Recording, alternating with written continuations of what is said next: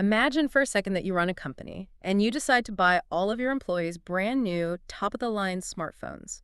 You spend an absolute fortune. Right. Big investment. Huge investment.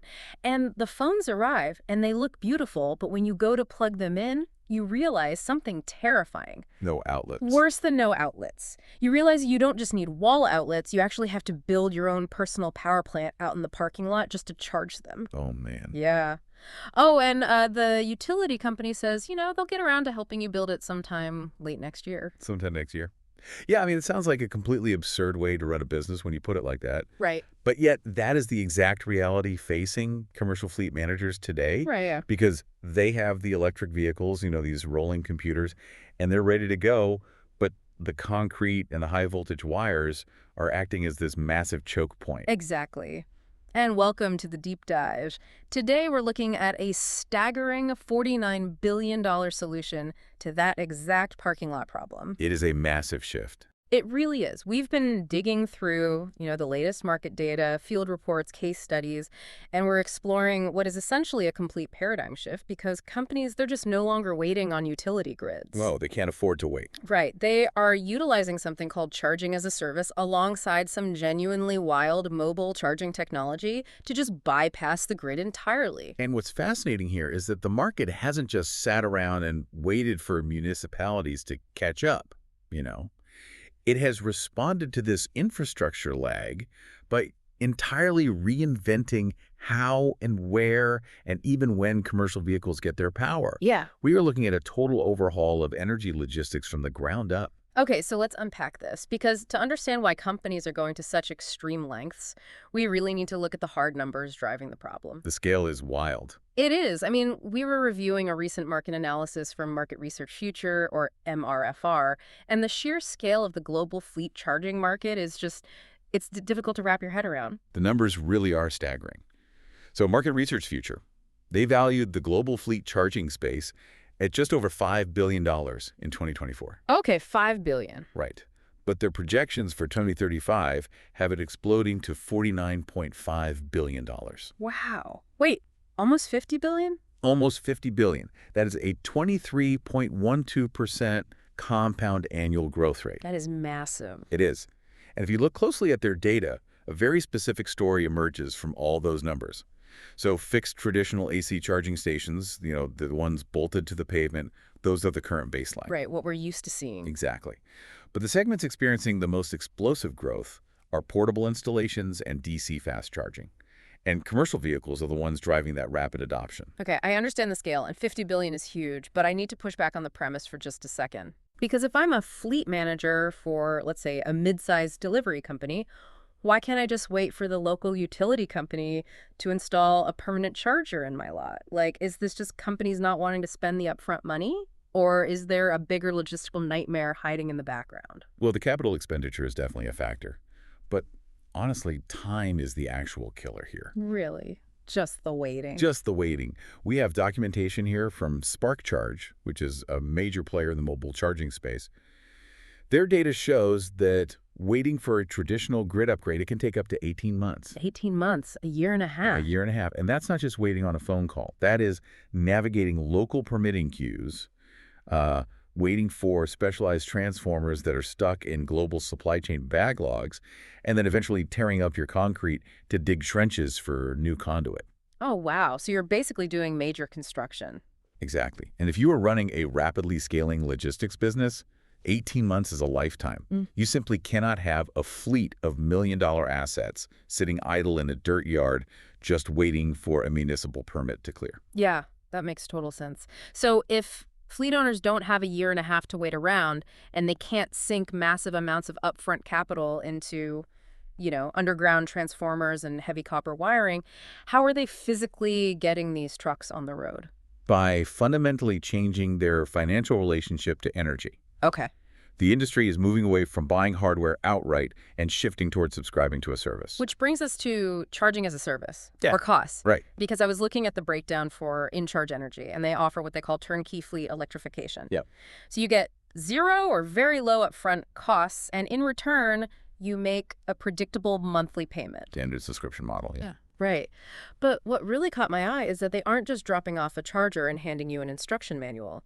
They actually manage the daily load, which their data shows saves customers 20 to 45% on energy costs. Which is huge for a fleet. It's massive, but I get that they are saving money. I'm just struggling to understand the mechanism. Like, how does simply managing the charger save almost half the cost of electricity? Well, it comes down to utility pricing structures. So commercial electricity, it isn't a flat rate. It fluctuates based on demand. Oh, like time of use rates. Exactly. So InCharge uses an algorithm to throttle the charging speed. Oh, During peak evening hours, when the grid is stressed and electricity is super expensive, the system delivers just enough power to maintain the batteries. just a trickle. Just a trickle, right? Right. Then at like 2 a.m., when the local grid demand plummets and rates drop to fractions of a cent, the system ramps up to full capacity, and it just floods the vehicles with cheap power. Wow. That automated timing, that's where the 45% savings happens. That makes perfect sense. And they also mention using this proprietary software called In Control that can remotely diagnose and fix over 75% of issues, Yeah, 75%. which again sounds like magic until you realize how these chargers actually work. Right, because most of the time, a charger breaking isn't a physical mechanical failure at all. It's a computer problem. Exactly. It's a software handshake issue between the vehicle and the station timing out. Or maybe it's failing to authenticate. Okay, yeah. So instead of rolling a physical mechanic truck to the depot, the in-control system allows technicians to just force a remote reboot of the protocol. Just turning it off and on again, basically. Literally, yes. And when commercial fleets require 99.9% uptime, that instant remote fix is the difference between a successful delivery route and a grounded vehicle. Wow. And then you contrast that with SparkCharge's cause model, which attacks the timeline problem head on. Yes, the 18-month wait. Right. Because they promise deployment in as little as 7 days. It's incredible. You go from an 18-month utility trenching nightmare to 7 days. And the customer simply pays a per kilowatt hour rate for the energy delivered, which just fully removes the hardware ownership risk. And that risk removal is critical for these companies. So what does this all mean? To me, the underlying structure here sounds identical to what happened with cloud computing. Well, that's an interesting way to look at it. Because decades ago, if you wanted to launch a software company, you had to build a physical server room, right? You bought the expensive racks, you paid the massive cooling bills, you had to hire an entire IT department just to monitor the blinking red lights. Right, it was a massive barrier to entry. Exactly. But today, you just use AWS or Google Cloud. You rent the computing power you need.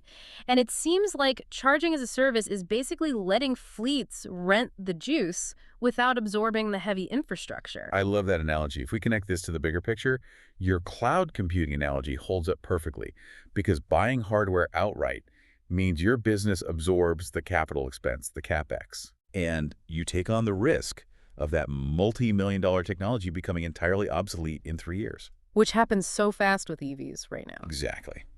So with Canis, you shift to an operating expense, or OpEx. The provider absorbs the capital cost and the technological risk. Yeah. And this frees up fleet managers to focus exclusively on moving packages from point A to point B, while some specialized third party manages the software diagnostics and the uptime. Okay, so the financial restructuring is brilliant. Yeah. But let's transition from the balance sheet back to the physical dirt lot. Because if there are no underground wires and no trenches being dug, how is the physical electricity finding its way into a delivery truck that's parked at the edge of a massive industrial park? Well, that is where the engineering gets incredibly creative. Because if the vehicles can't get to the grid literally has to drive out to the vehicles. I mean, that is just so wild to think about. And investors are pouring serious capital into this specific workaround. Look at B-Charge EV. Oh yeah, be-charged. They just secured $7 million in funding, and $3.2 million of that was specifically earmarked just for physical equipment. Wow. Yeah, they are pushing a massive expansion of nationwide mobile EV fleet, charging into major hubs, places like Miami, Los Angeles, Boston, and San Francisco. And they're even pushing the envelope on battery swapping technology for commercial trucking. Right, and B-Charge really gives us a clear look at how fast the mobile service model is scaling. But the actual hardware doing the charging is just a marvel of integration. Take the system L-Charge has developed. Oh man, the L-Charge service vehicle. I spent way too much time looking at the spec sheet for this thing. Cool, right? It's amazing Mm. because it's built on a standard Ford 250 to 550 chassis, but it has a 60 kilowatt DC fast charger integrated directly into the truck. Which is a huge amount of power. It is. And what blew my mind is that it's the smallest 60 kilowatt mobile DC fast charger currently on the market. So that compact footprint means there is actually still room in the truck bed for standard fleet servicing tools. That's right. It's an entire roadside assistance vehicle and a fast charger just rolled into one footprint. And the engineering trick there is how they actually manage the power generation. Because they achieve that compact size by utilizing a power takeoff system, or PTO. PTO, okay. Yeah.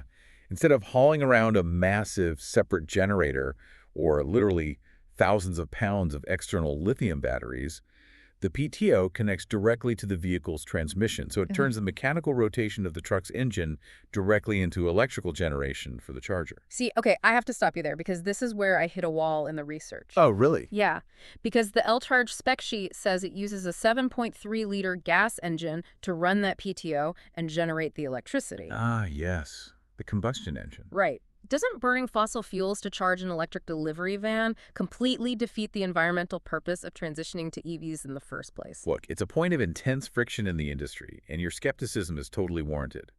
But if we break down the mechanics of the L-Charge system, it's not quite that simple. Okay, how so? Well, first, they engineer these engines to run on natural gas, or renewable natural gas, known as RNG, which significantly changes the emissions profile. Okay, so cleaner fuel. Right. But second, and honestly more importantly, the PTO mechanism ensures they only burn fuel during the active charging phase. Oh, so it's not just running constantly. Exactly. That is a fundamental operational shift compared to traditional standalone diesel generators, which often sit in a depot idling and polluting constantly, even when no truck is actively plugged in. Okay, I see. So we are looking at a bridge technology. Like, it's significantly cleaner and more efficient than a standalone diesel generator, but it is still utilizing combustion to create the electricity because the batteries just aren't dense enough yet. I think that's a fair assessment, yeah. However, if a fleet mandate requires a completely zero-emission, totally off-grid alternative, the hardware does exist for that today. Really? Like fully zero emission? Fully zero. SparkCharge offers their off-grid power hub, which relies entirely on battery energy storage systems, or BAS. And Lightning Systems takes it a step further. They actually offer a Ford Transit 350 HD cargo van that is packed with a massive 192 kilowatt-hour liquid-cooled battery. Whoa. Yeah. It just pulls up and delivers 80 kilowatts of DC fast charging. It is completely silent and produces zero point source emissions. Okay, and we can't talk about zero-emission mobile hardware without bringing up DANR. Oh, the DANR chassis, yeah. Yeah, we pulled an inventory report from a pilot program run by the Massachusetts Clean Energy Center, or MassCC. They are aggressively funding these zero-point source emission tools to really right-size the solutions for local fleets. And the machine they highlight is the DANR mobile power station.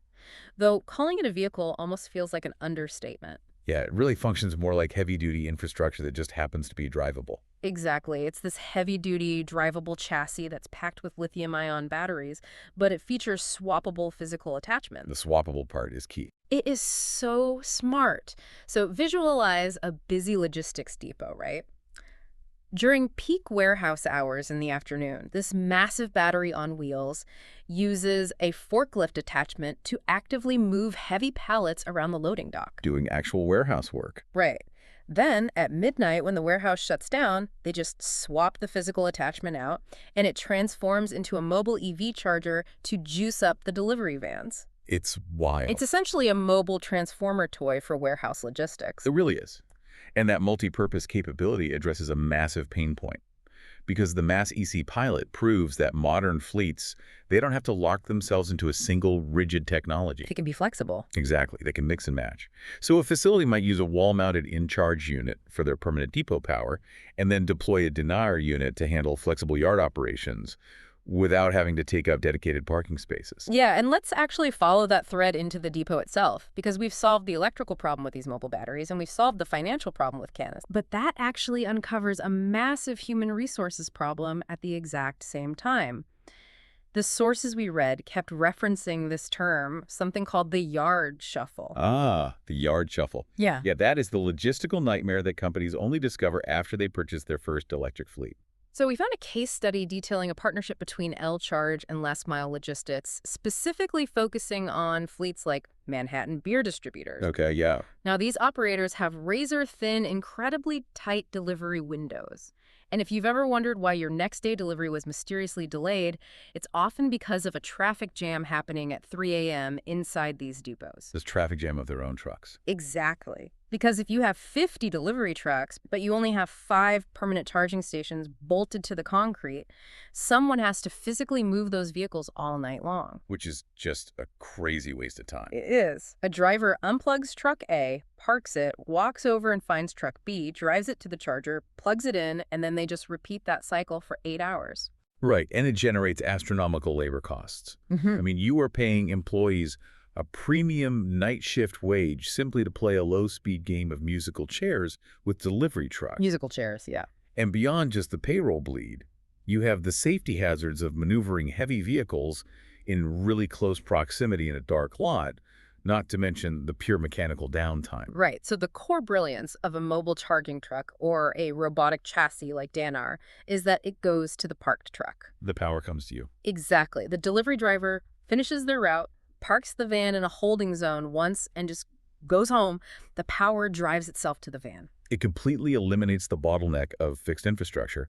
But, the flexibility of off-grid charging does more than just solve internal HR headaches, right? Yeah. It is actively creating entirely new consumer-facing business models. Yes, and here's where it gets really interesting. Oh, this is the best part. It really is.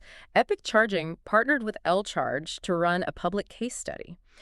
And they were able to launch a hybrid charging site from scratch in a matter of days, completely disconnected from the municipal grid. Days, not months, not years. Just days. And they utilized Epic's OCPP 2.0.1 software, which is critical because it means the charger natively integrates with global open charge networks rather than being locked into some closed proprietary ecosystem. Right, standard protocols. Exactly. And they paired it with standard Pater credit card readers. So they set this whole system up to serve a private commercial fleet, but they also opened it up to the general public. And the implications of that dual-use model are just massive for commercial real estate. Oh, absolutely. Think about the daily rhythm of a logistics company. If a fleet's delivery vans are out making drop-offs from, say, 8 a.m. to 5 p.m., their expensive depot charging infrastructure is just sitting empty, right?